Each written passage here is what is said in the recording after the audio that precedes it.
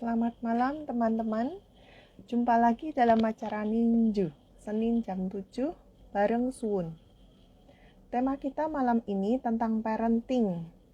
Itu kreativitas orang tua dalam mendidik anak. Terutama anak zaman now.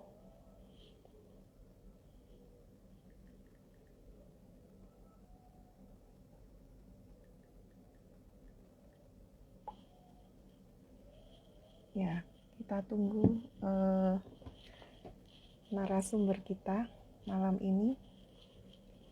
Pembicara malam ini seorang praktisi mindful parenting yang mungkin teman-teman juga sudah pada tahu, bahkan mungkin sudah kenal, yaitu Ibu Melik Kyong.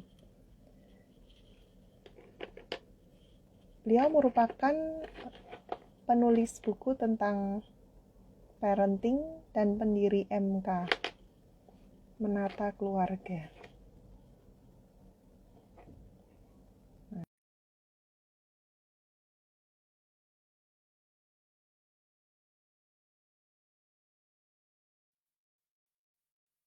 Ya, selamat malam Bu Meli. Halo, selamat malam. Ya, kedengaran jelas nggak ya suara saya? Jelas. Ya, oke, Lina, sip. apa kabar? Baik, Bu Meli apa kabar? Baik. Baik, nah Hah, sibuk terus ya Bu ya? lumayan. Full nih jadwalnya Bu Meli. Ini lagi kejar-kejaran waktu jadinya ya. Harusnya malam ini juga sudah ada acara ya Bu. Terima kasih sudah nyempatin live di Sun. Ya, terima kasih sama-sama. Ini Bu, jadi kita sudah ada beberapa pertanyaan nih, banyak pertanyaan sesuai dengan tema kita malam ini, yaitu kreativitas mendidik anak zaman now. Nah, mungkin boleh ya Bu langsung ke pertanyaannya. Silakan. Nah, kalau anak zaman sekarang itu kan lebih mengenal internet ya Bu. Nah, terus belajar online, main game online, nonton juga online dan sebagainya. Nah, kita sebagai orang tua itu apa yang harus kita lakukan terhadap anak yang misalnya terobsesi game online? Ini suaranya freeze terus ya? Boleh diulang lagi, saya nggak kedengaran. Oh ya, sorry. Sekarang udah kedengaran? Iya, deketin kayak gitu. Saya tadi nggak kedengaran suaranya, Lina. Terlalu kecil. Oke. Nah, anak zaman sekarang itu kan lebih mengenal internet, belajar online, main game online, nonton juga online, YouTube dan sebagainya. Nah, kita sebagai orang tua apa yang harus kita lakukan terhadap anak yang terobsesi game online? Nah, ini kalimat kata dengan terobsesi gitu ya. Terobsesi itu kan sepertinya sangat negatif sekali gitu ya. Gitu. Nah, sekarang kan kita ngerasa bahwa ini menjadi masalah gitu ya. Nah, saya mau tanya gitu loh, waktu Lina masih kecil, kenapa waktu kecil tuh Lina main game nggak? Main game tapi bukan game online ya? Nah, iya. Karena nggak ada gamenya kan? Iya, belum Iya, belum mengenal. betul. Nah, sekarang pertanyaan saya, Lina itu kalau nggak ada handphone gimana rasanya? Kalau nggak ada handphone, kalau saya ya nggak ada handphone ya kadang agak bingung ya kalau mau untuk komunikasi atau apa, karena kita tiap hari juga pegang handphone. Ya, karena keadaan kan, karena Ya, kondisi karena yang membuat keadaan Lina kondisi. jadi pakai kan. Dulu Lina kalau nggak ada handphone nggak apa-apa kan? Nggak apa-apa. Nah, jadi kira-kira seperti itu gitu ya. Zaman dulu kenapa Lina nggak pakai handphone, kenapa Lina tidak main game, karena dulu nggak ada. Tapi sekarang anak-anak itu main game dan dia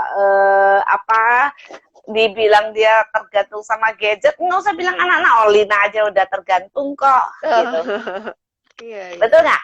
Jadi memang Gitu. zamannya Nah, udah berubah ya. ya, betul. Jadi ini ada hubungan, maksudnya kan namanya perkembangan teknologi ya, perkembangan Mm-mm. teknologi.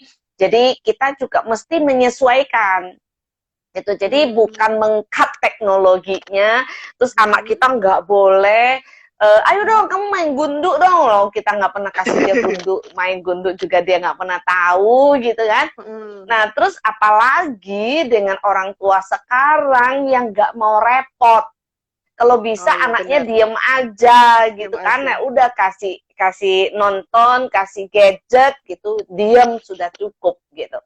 Loh, kok dia yang membuat anaknya jadi nggak punya kreativitas, anaknya nggak pernah menemukan apa-apa dari orang tuanya, dan akhirnya dia menemukan keasikan itu di game gitu loh. Nah, kenapa Oh iya. kok anak itu yang akhirnya disalahkan? Yang Hmm. fasilitasi yang beliin handphone tuh orang Orang tua, gitu tua. kan? Yang beliin Iya. game tuh orang tua, gitu. Nah, kenapa kok sekarang orang tua malah menyalahkan anak, gitu? Justru menurut saya ini nggak fair, gitu. Hmm. Nah, terus kalau kan orang tua udah memberi fasilitas ke anak, terus anaknya memang ya karena kondisi juga belajar atau apa semua serba online, terus main game online, terus anaknya itu nggak mau berhenti gitu kalau sudah main game gitu.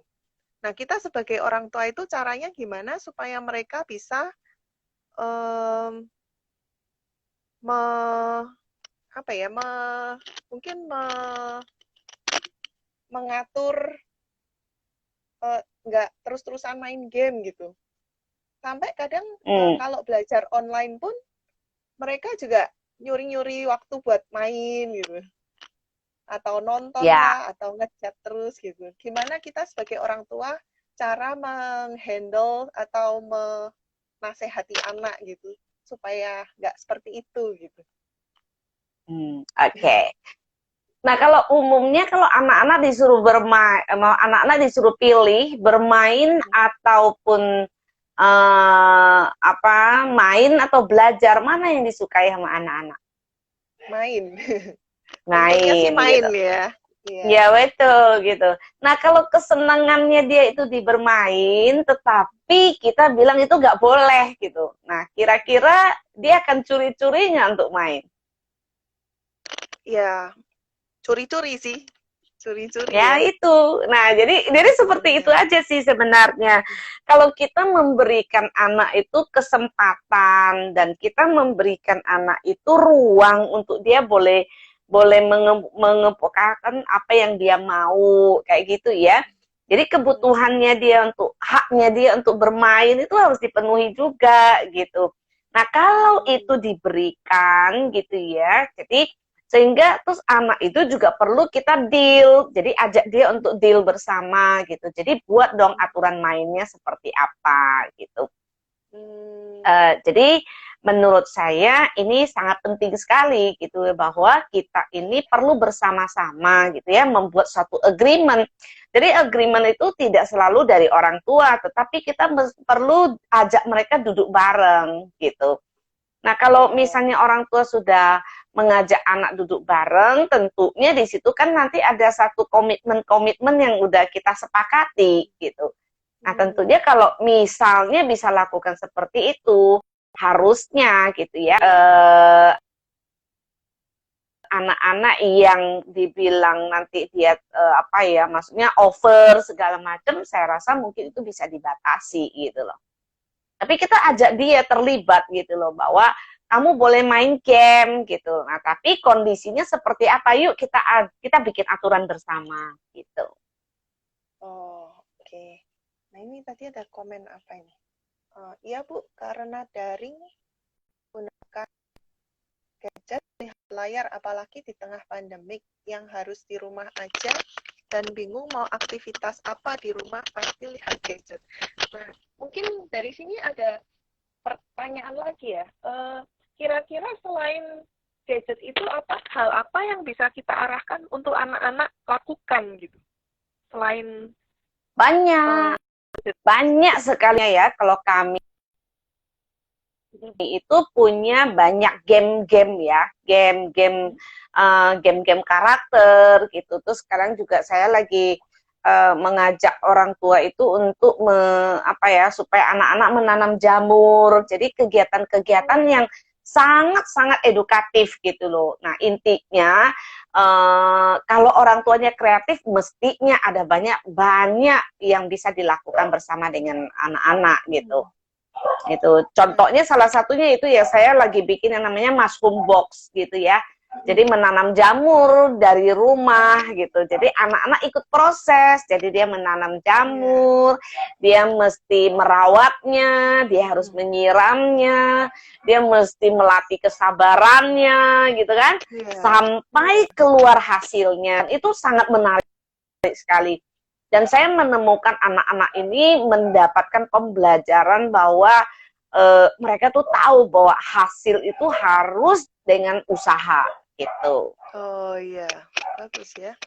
Ya, ini selamat malam. Ini ada pertanyaan nih, boleh kita jawab ya, sambil ya, Lina boleh. ya. Ya, selamat boleh, malam boleh. nih, siapa? Vimo. Ya, selamat malam Vima. Halo Bu, maaf mau tanya, idealnya anak tuh lihat gadget untuk YouTube tuh berapa lama sih gitu ya, dan jarak yang aman buat mata itu berapa gitu ya. Nah, sebenarnya dari Ikatan Dokter Anak Indonesia ya, itu sudah ada batasannya gitu. Anak dari usia 1 sampai usia 2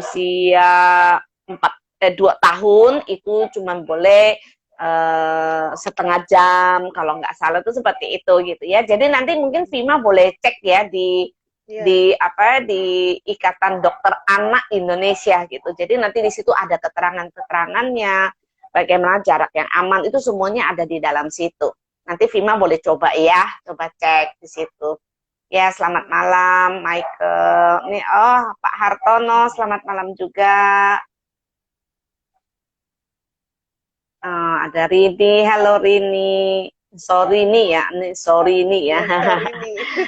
Iya, oke.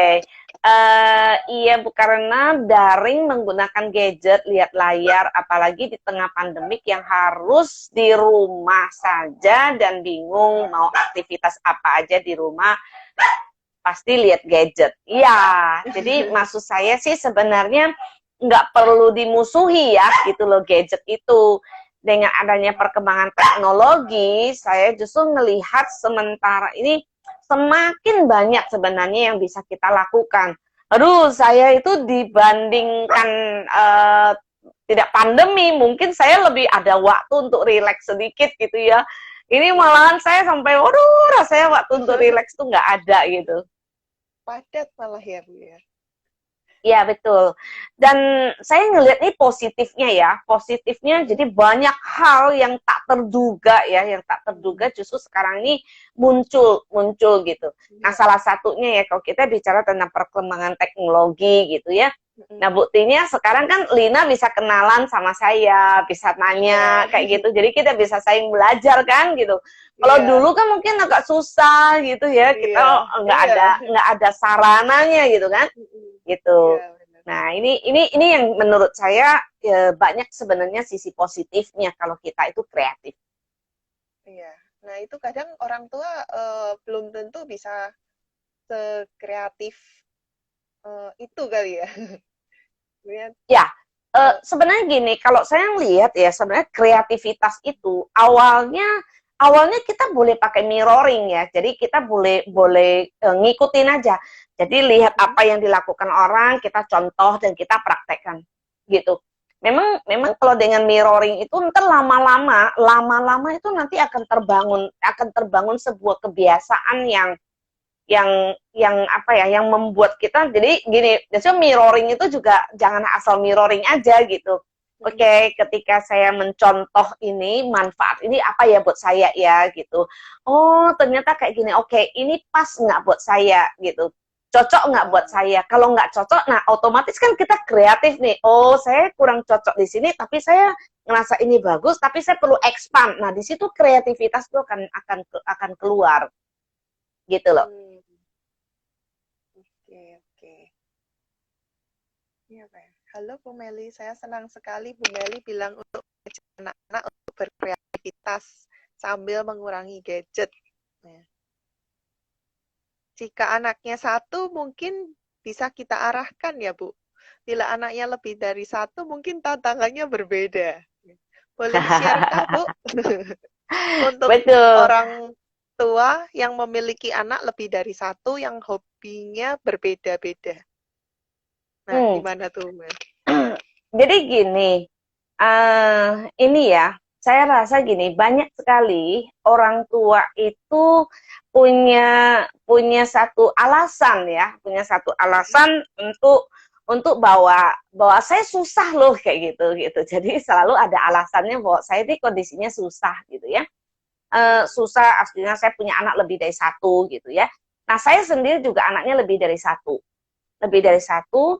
Nah, tapi dengan dua anak itu gitu sebenarnya ya ini yang sebenarnya saya pengen sekali bahas sih sebenarnya gitu ya.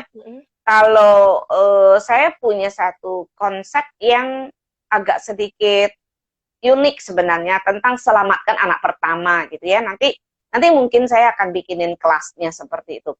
Nah, bagaimana sih supaya kalau kita punya anak dua, jangan ngerasa kita punya anak dua gitu. Tapi bagaimana kita, misalnya kayak saya punya anak dua gitu ya. Jadi saya tidak merasa kalau saya punya anak dua. Tapi saya, suami saya, dan anak pertama saya, jadi kami bertiga ya, kompak untuk mendidik adiknya satu gitu. Jadi di sini yang nanti yang ngedrive si adiknya itu adalah sebenarnya si kakaknya itu gitu. Nah, ini yang banyak sekali orang tidak menyadari bahwa ini penting gitu. Nah, kalau misalnya orang tua yang merasa bahwa tiap anak itu harus dia lakukan pendidikan yang tersendiri-sendiri gitu ya, justru menurut saya dia akan capek gitu loh. Nah, kayak zaman dahulu ya, kalau orang bilang, loh saya punya anak 10 kok gitu, saya nggak pusing gitu kan, benar nggak? Gitu. Karena itu tentang senioritasnya gitu loh. Jadi si orang tua itu, jadi si kakak pertamanya, kayak kita nih kan pasti sangat mendengarkan kakak kita gitu kan. Nah, kakak yang kedua, kakak ketiga gitu kan. Nah, karena tetesin satu aja, terus yang gedenya itu aja, terus yang antara yang ke bawah babat gitu kan. Nah, jadi yang dibawa itu sebenarnya bukan lagi bukan lagi tugasnya si orang tua itu, tapi sudah diserahkan ke anaknya gitu. Gitu. Jadi kalau misalnya kakaknya itu contoh ya, misalnya kayak kakaknya bermain gitu kan, otomatis kan adiknya ngikut gitu loh gitu. Jadi aktivitas itu kalau si kakaknya lakukan, nanti si adiknya pasti ngikut gitu. Jadi kita nggak perlu pikirin dua-dua gitu loh. Cukup ngajari satu ya, diduplikasi gitu ke adik-adiknya. Ya, betul. Pak Hartono mungkin anak itu kan bisa. Kalau anak itu kan kadang karakternya berbeda-beda gitu. Nah, sedangkan kita misalnya sudah mendidik anak sulung, lalu anak kedua ternyata karakternya berbeda dengan yang sulung, apakah si sulung bisa menghandle adiknya itu gitu? Mestinya sih gini, karena dia selalu misalnya si adik yang kecil itu biasanya kan dia mengidolakan si kakaknya nih ya gitu. Nah, jadi kakaknya kasihin perintah apa aja dia ngikut sebenarnya gitu loh. Kalau orang tua memang mempersiapkannya seperti itu. Kalau misalnya orang tua mesti yang satu-satu ya repot juga gitu kan gitu. Tapi kalau si besarnya itu kalau udah bisa dipegang gitu ya, biasanya adiknya pasti ngikut deh, pasti ngekor. Adik itu pasti ngekor gitu. Ya, ini bagus juga nih Nah, ini mungkin nih Pak Hartono kan tadi bilang boleh share ya Bu, gitu. Orang tua yang memiliki anak lebih dari satu pasti hobinya berbeda ya.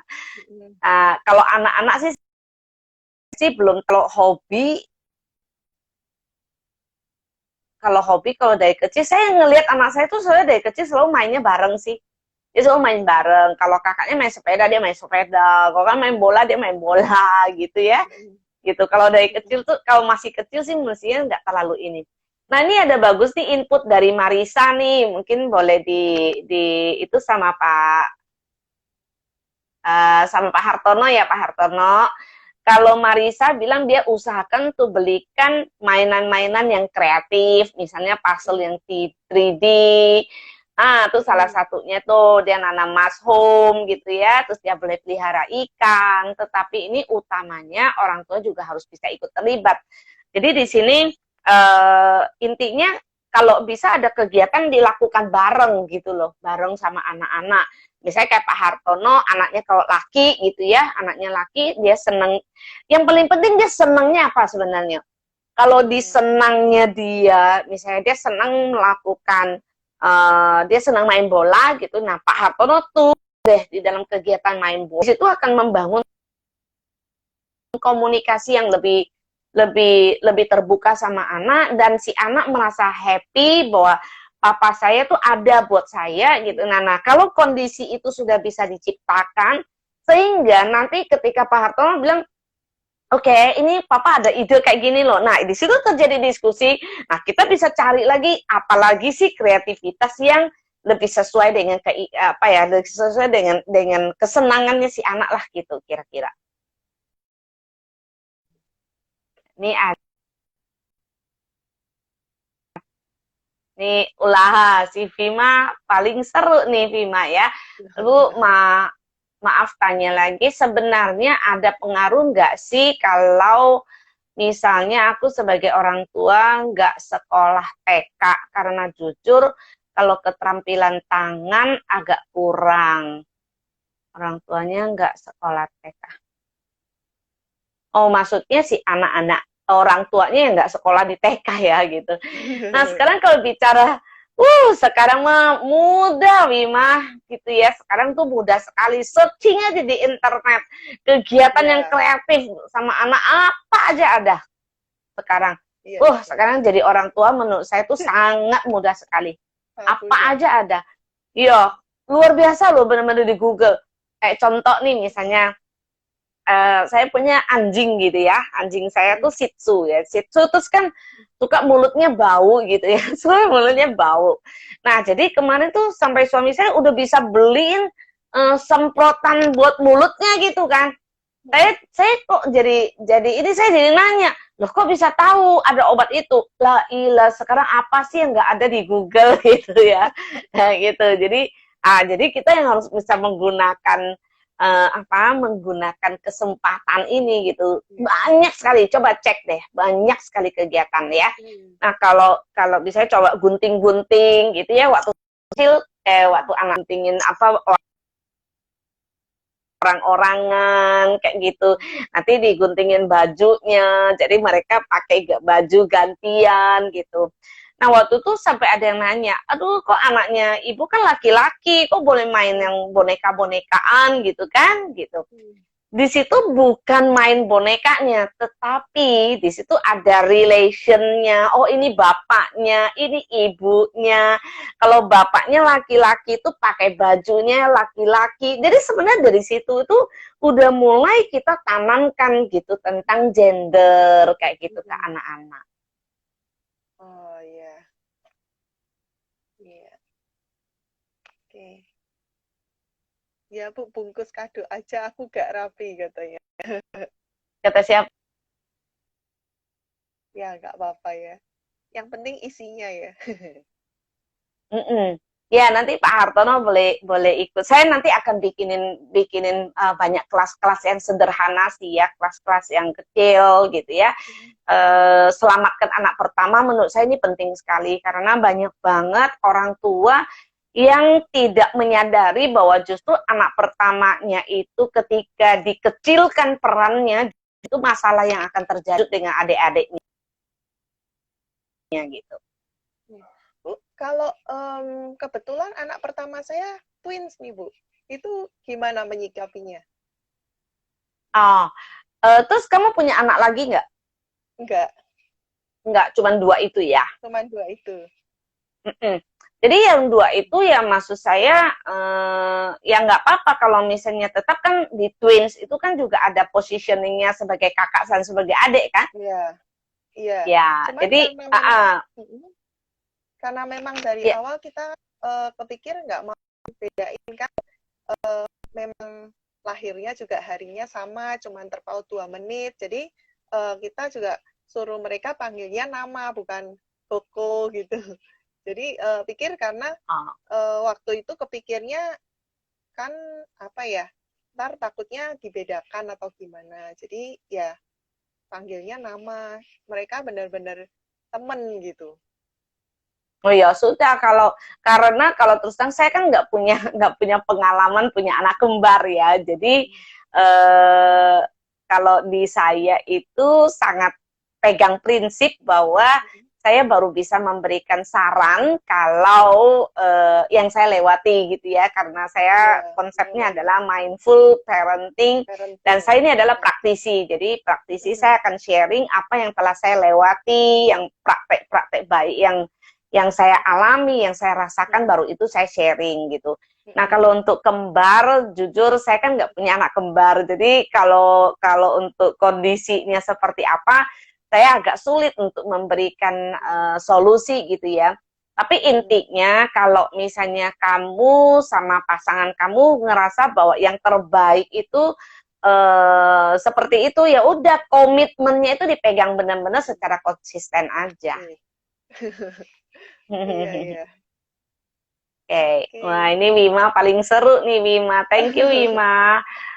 Mau tanya cara hadapi si jadi ponakanku berantem mulu rebutan gadget padahal beda Nah, usia 3 tahun. Ya. Nah, kalau kenapa dia bisa sampai berantem, rebutan gitu ya? Artinya apa? Artinya ada fase sebenarnya, ada fase gitu, apalagi beda 3 tahun gitu ya. Ada fase yang misal, saya nggak tahu antara kecil atau yang besar itu kan tergantung ya pada fasenya mereka itu usia berapa. Nah, fase-fase yang misalnya sudah di atas 6 tahun gitu ya, dan mereka itu sudah mengerti bahwa ini adalah miliknya dia gitu ya, tentunya dia mempertahankan. Jadi ada egonya yang berkembang ya. itu gitu. Jadi terjadinya apa misalnya ada rebutan itu gitu, sebenarnya orang tua itu jangan panik juga gitu ya, bahwa itu ada sebuah proses yang sangat alami sekali berdasarkan dengan fasenya gitu. Nah, ketika adanya perebutan itu kita pada saat dia berebut itu sebenarnya di situ adalah berkembang dia bahwa dia perlu mempertahankan miliknya gitu ya gitu. Iya, iya. Jadi kita jangan selalu melihat itu dalam sisi yang negatif gitu, bahwa dia mulai muncul bahwa dia merasa memiliki, itu kan sesuatu yang bagus gitu.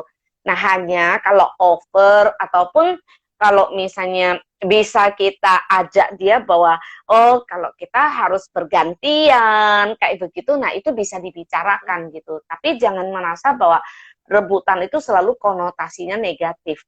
Justru ketika dia mau berebut itu karena rasanya bahwa dia ingin punya rasa memiliki yang perlu difasilitasi. Iya. Oh, iya, iya, iya. Mm-mm. Iya.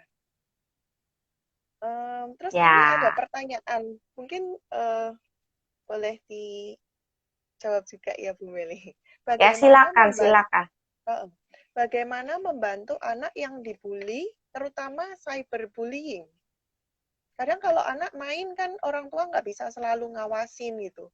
Kalau Hmm. misalnya anaknya ternyata dibully gitu, gimana cara mungkin memberitahu anak ya eh, tentang cyberbullying gitu. Jadi mereka Mm-mm. kayak nggak dibully gitu. Ya, sebenarnya ini makanya saya sangat berharap ya kalau orang tua itu betul-betul lebih serius gitu ya untuk tahu tentang yang namanya mindful parenting gitu. Kenapa? Karena di mindful parenting itu yang kami tekankan di situ di dimensi kedua itu adalah belajar untuk tidak menghakimi anak, tidak selalu memandang sisi negatifnya anak.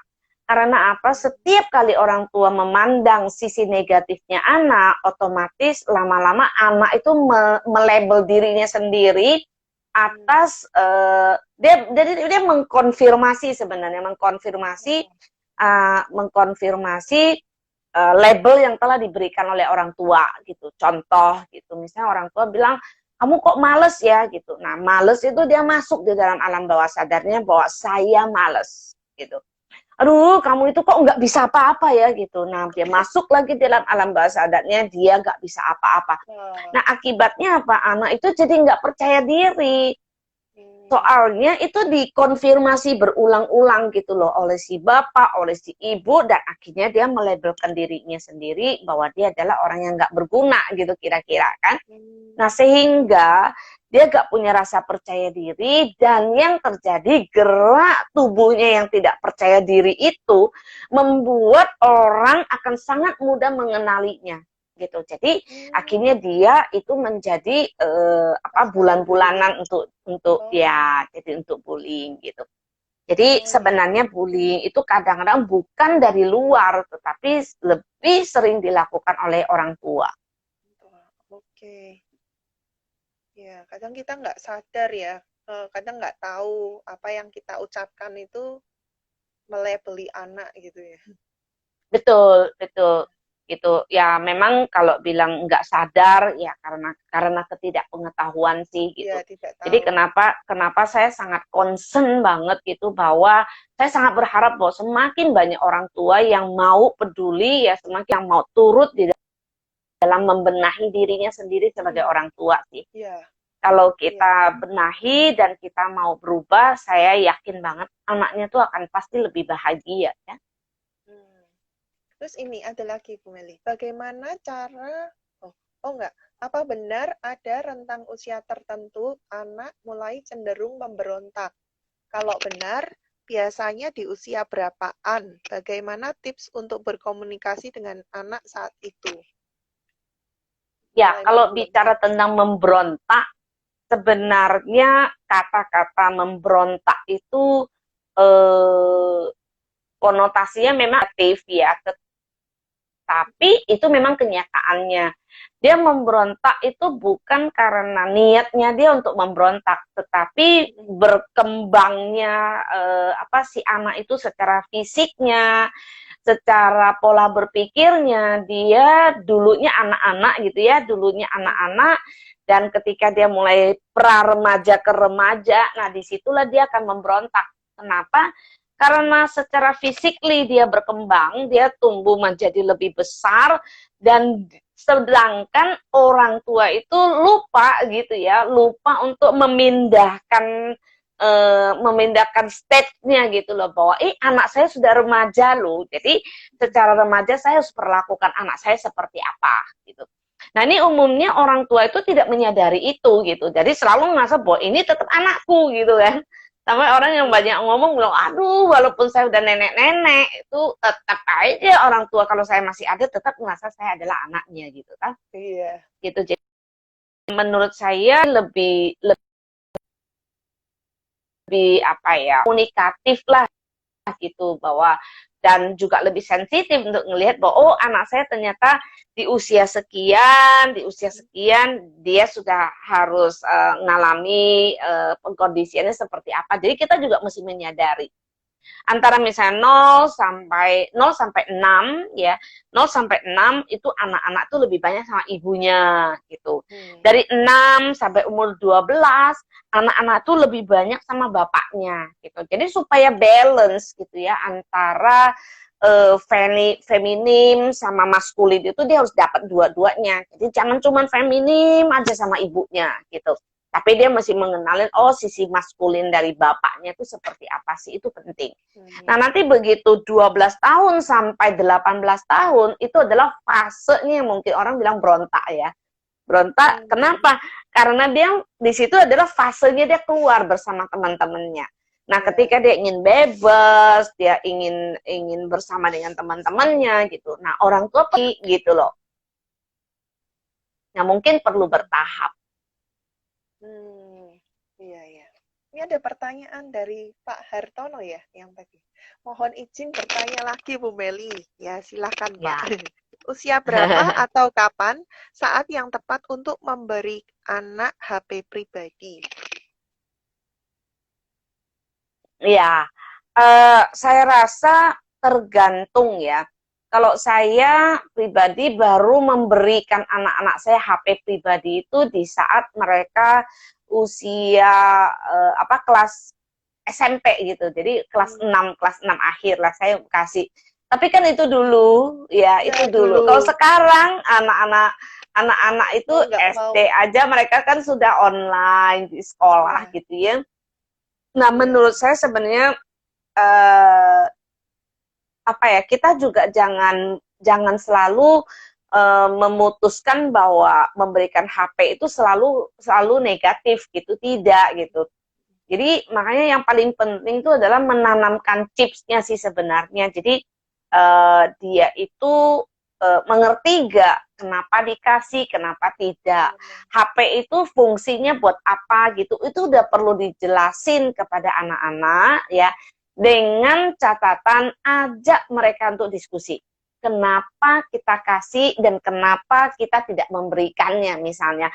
Nah, waktu memberikan itu alasannya kenapa, kita melarang dia kenapa. Jadi why-nya itu anak harus tahu persis gitu. Jadi jangan separoh-separoh. Jangan kita melarang cuma hanya dengan kata pokoknya tidak gitu kan. Nah, itu jadi tambah pertanyaan, di situ anak berkembang why gitu. Nah, dia tidak dapat dari ibunya, dia akan cari di luar. Ya, benar-benar. Nah, kalau dia cari di luar, ketemu temannya dan temannya itu tidak, misalnya temannya itu tidak wise ya, tidak bijaksana dalam mengarahkan si anak, ya udah, disitulah lingkungan yang mengambil alih anak kita. Jadi menurut saya orang tua itu sangat penting sekali peranannya untuk menyikapi, untuk membentengi anak-anak kita dari pengaruh yang tidak baik. Ya. Nah, ini bagaimana cara paling efektif untuk mendisiplinkan anak dan memotivasi anak supaya rajin belajar? Nah, ini orang tua itu masih selalu berpikir kalau rajin belajar itu adalah anak-anak itu yang duduk kayak profesor, duduk membaca ya, dan di rumah aja, di ruangan aja mengerjakan tugas dan nggak bangun-bangun dari bangkunya, itu namanya belajar. Padahal tidak. Gitu. Ya, contoh nih ya, anak-anak kecil gitu, kalau kita bawa dia ke pasar gitu kan, dari dia tidak tahu apa itu brokoli ya, terus kita tunjukkan ini loh brokoli gitu kan, itu kan suatu pendidikan gitu. Brokoli itu, kenapa ya brokoli ini nggak ada daun, nggak ada batangnya begitu besar gitu. Nah, itu kan bisa menjadi satu transformasi dari informasi yang dia tidak tahu tadinya menjadi tahu gitu. Nah, ketika anak itu dari tidak tahu apa-apa menjadi tahu, nah itu kan juga belajar sebenarnya gitu. Jadi kita jangan berasumsi kalau belajar tuh harus di dalam ruangan tertutup ya. Kalau ditanya semua hafalan tuh bisa gitu ya. Justru saya rasa sekarang revolusi di dunia pendidikan itu jauh sekali gitu ya, sangat bagus banget gitu. Jadi sekarang yang perlu tuh 3 gitu loh, anak itu tahu tentang literasi, yaitu membaca dan mengerti artinya, itu literasinya. Terus yang kedua itu ya tentang numerisasi ya, jadi tentang ya pelajaran tentang matematika. Saya juga barusan ikut dalam workshop matematika nih gitu ya. Bagaimana geometri itu membuat kita itu punya pola berpikir itu bisa berkembang dengan begitu bagus. Terus yang ketiga itu adalah karakter gitu loh. karakter. Jadi dari misalnya kita dari pasar itu ya, dari pasar itu oke, kalau misalnya brokoli ini kalau kita beli brokoli ini sama si abang ini gitu, kira-kira abang itu senang nggak gitu. Nah itu kan sebenarnya bagaimana kita membuat anak-anak tuh mengerti kalau saya membantu membeli brokoli ini, saya telah berbuat baik loh sama si abang itu, saya memberikan semangat kepada abang itu. Nah itu kan pendidikan karakter bahwa kita perlu peduli dengan orang lain gitu kan. Nah setelah brokoli ini mau dimasak apa nih? Nah di situ diskusi lagi, mau ditambah cabai enggak gitu. Oh enggak, adik saya enggak suka cabai. Oke, nah kan dia peduli sama dedeknya. Jadi sebenarnya banyak sekali yang bisa dilakukan oleh orang tua kalau kita munculkan kreativitasnya. Intinya komunikasi ya, anak diajak berkomunikasi gitu ya.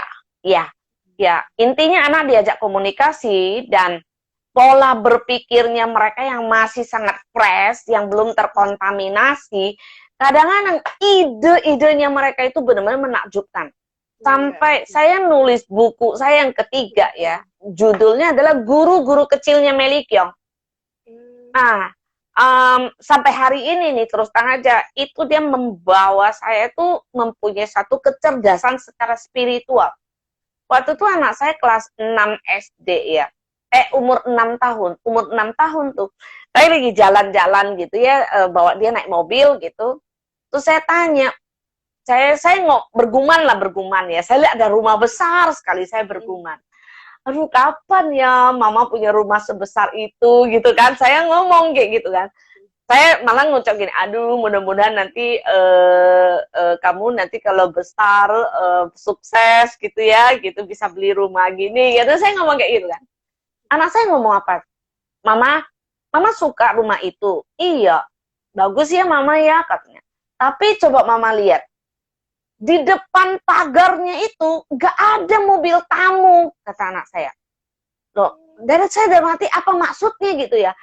Kalau nggak ada tamu, artinya rumahnya nggak enak, mama gitu. Masih mendingan rumah kita kecil, tapi tamu kita nggak berhenti, mama gitu. Saya ngerasa tertampar banget gitu ya. Dari situ saya berterima kasih banyak gitu ya, bahwa anak saya mengajarin saya tentang hidup itu bersyukur atas apa yang kamu miliki loh, kira-kira kayak gitu ya Lina ya. Dan kebayang gak sih anak umur 6 tahun gitu kan.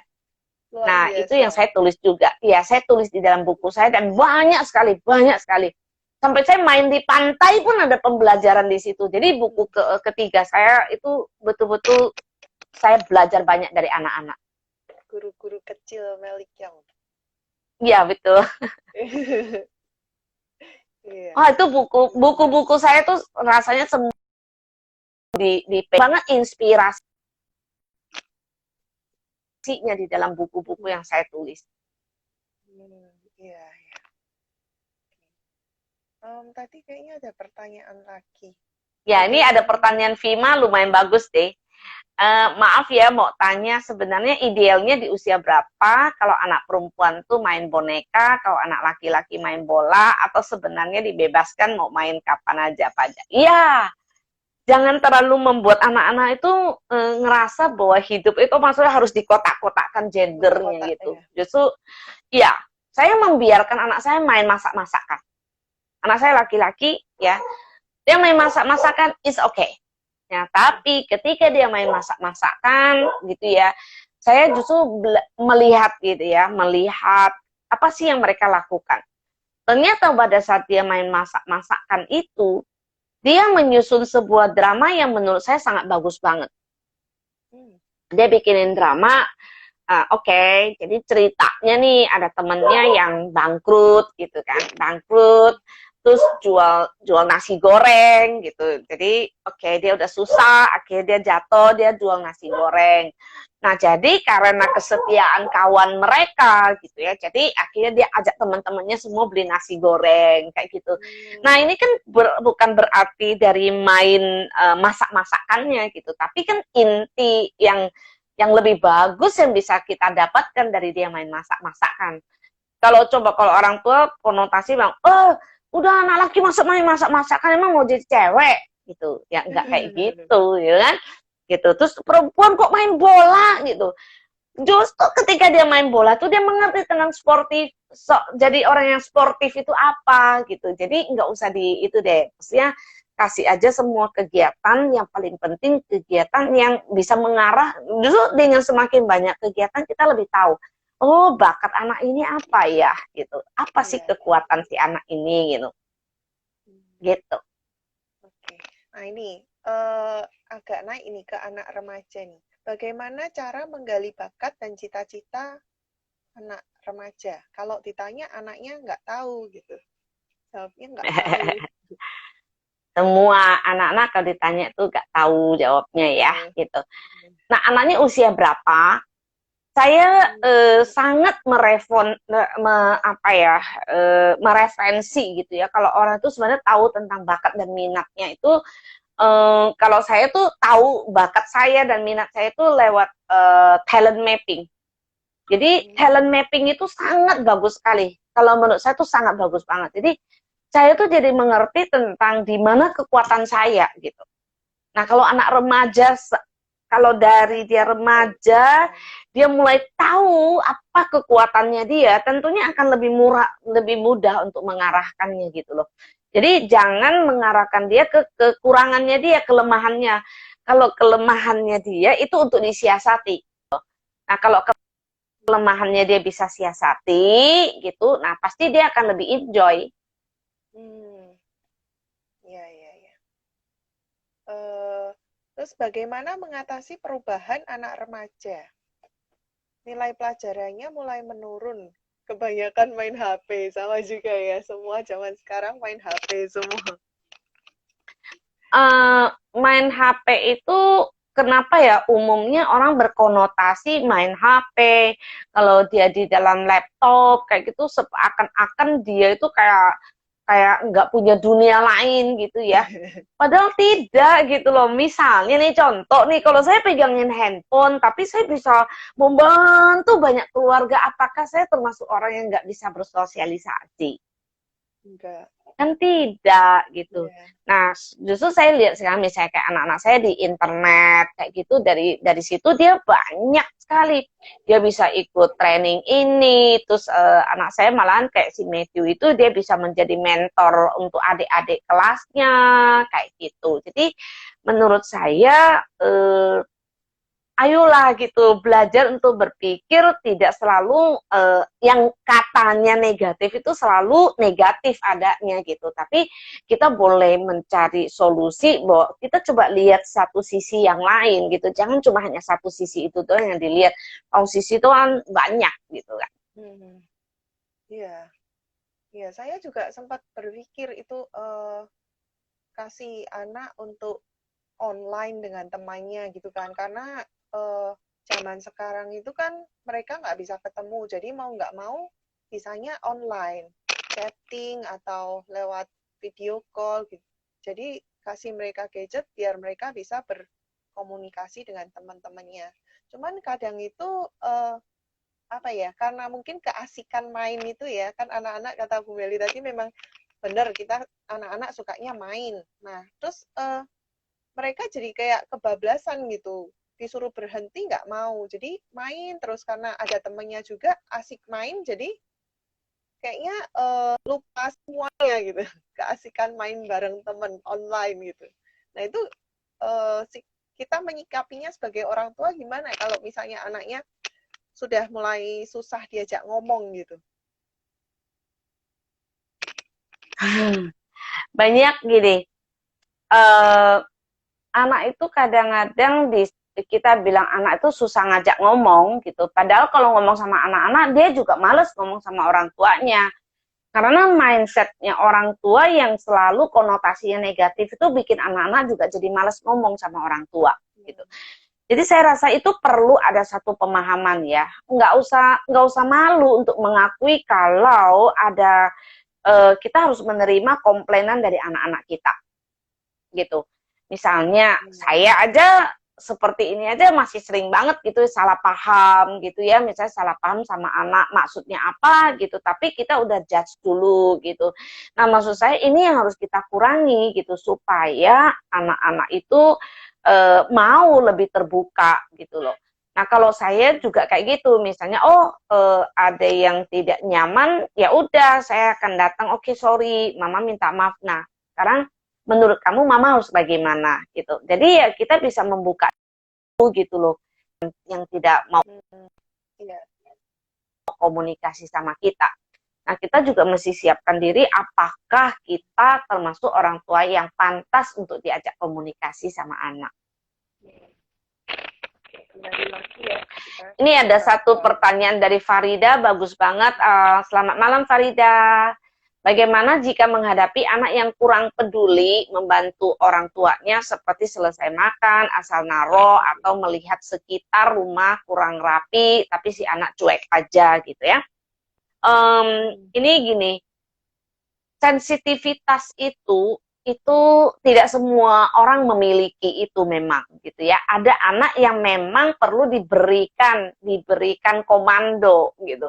Tapi ada yang memang tidak usah, dia sudah sensitivitasnya sudah ada gitu. Memang ini kembalikan lagi ya, bakatnya setiap orang tuh berbeda-beda. Nah, kalau yang tidak sensitif seperti itu, ya rasanya kita perlu memberikan komando gitu loh. Oke, jadi kayak gini. Jadi, yuk kita bikin agreement bersama gitu ya. Nah, bagaimana kalau habis makan gitu. Nah, habis makan ini tugas siapa gitu ya untuk memberesinnya kayak gitu. Jadi kita berikan posting-postingnya mana yang dikerjakan oleh siapa. Saya rasa kalau dia lakukan itu secara terus-menerus, nah nanti lama-lama dia akan tahu gitu ya bahwa ketika dia lihat meja kotor, dia langsung terpanggil bahwa itu tugasnya dia gitu. Jadi itu boleh dicoba ya, Farida ya. Oke, ini Pak Hartono, silakan Pak Hartono, ayo gabung sama komunitas kami di komunitas Menata Keluarga. Jadi nanti mungkin boleh ke saya gak hafal nih, saya punya nomor telepon dari admin saya. Pak Hartono nanti masuk aja ke IG kami ya, Menata Keluarga, nanti kasih message aja, nanti kami jawab ya. Ya, saya berharap semakin banyak. Putus-putus ya, agak keputus-putus. Oh ya? Iya, suaranya di tempat saya agak loading gitu. Oh, saya di sini enggak tuh. Oh enggak ya? Enggak bagus ya?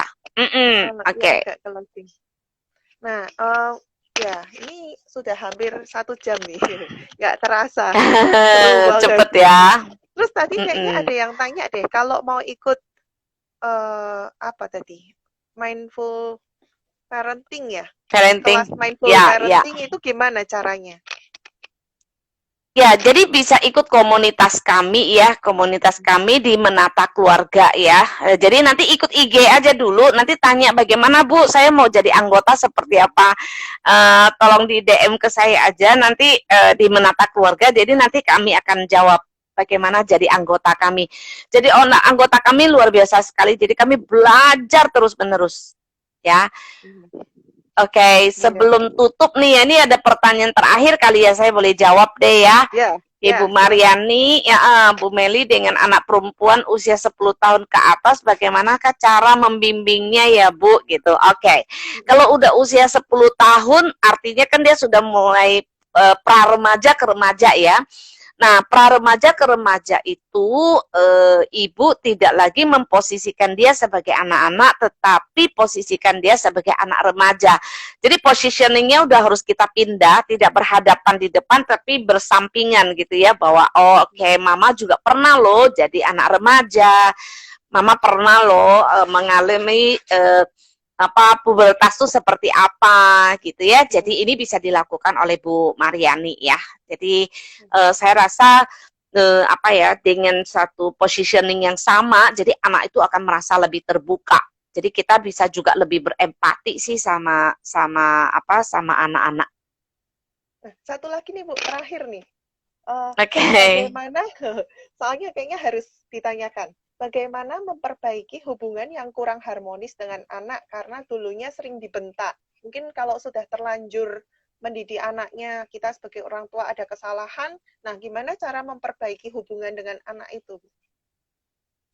Ya cara memperbaikinya itu misalnya saya sih bersaran tuh tetap apa ya kalau bisa ngikutin mindful parenting kelasnya kami gitu sehingga orang tua tuh tahu di mana sih letak kesalahannya. Kalau tahu letak kesalahannya di situlah dia secepatnya itu ya saya sekarang mendesak sekali untuk saya bikin parenting nanti tolong ikutin mata keluarga jadi supaya nanti informasi-informasi tentang seminar-seminar kami gitu ya itu akan kami umumkan di situ. Dan untuk produknya yang Mas Homebox itu juga sangat perlu sekali Bapak dan Ibu hadirkan di rumah karena di situ ada pembelajaran yang sangat luar biasa bersama dengan anak-anak. Ya. Ini udah habis ya waktunya ya? Waktunya sudah habis. Mungkin ini tadi ada pertanyaan lagi ya, bagaimana mendisiplinkan anak. Nah, tadi mungkin yang ketinggalan pertanyaan-pertanyaan yang sudah kita tanyakan ke Bu Meli bisa dilihat kembali di IGTV suwun.aja dan mungkin bisa follow si suwun.aja dan menata keluarga ya yang ingin ikut kelas mindful parenting gitu ya. Karena waktunya sudah habis, jadi mohon maaf buat pertanyaan-pertanyaan yang belum sempat terjawab. Ya mungkin gitu dulu aja. Boleh nonton. Ya, terima kasih banyak Lina. Terima kasih semua yang sudah nonton ya. Ya, nanti saya akan buka banyak kelas gitu nanti ya. Terima kasih. Terima kasih. Selamat malam. Malam.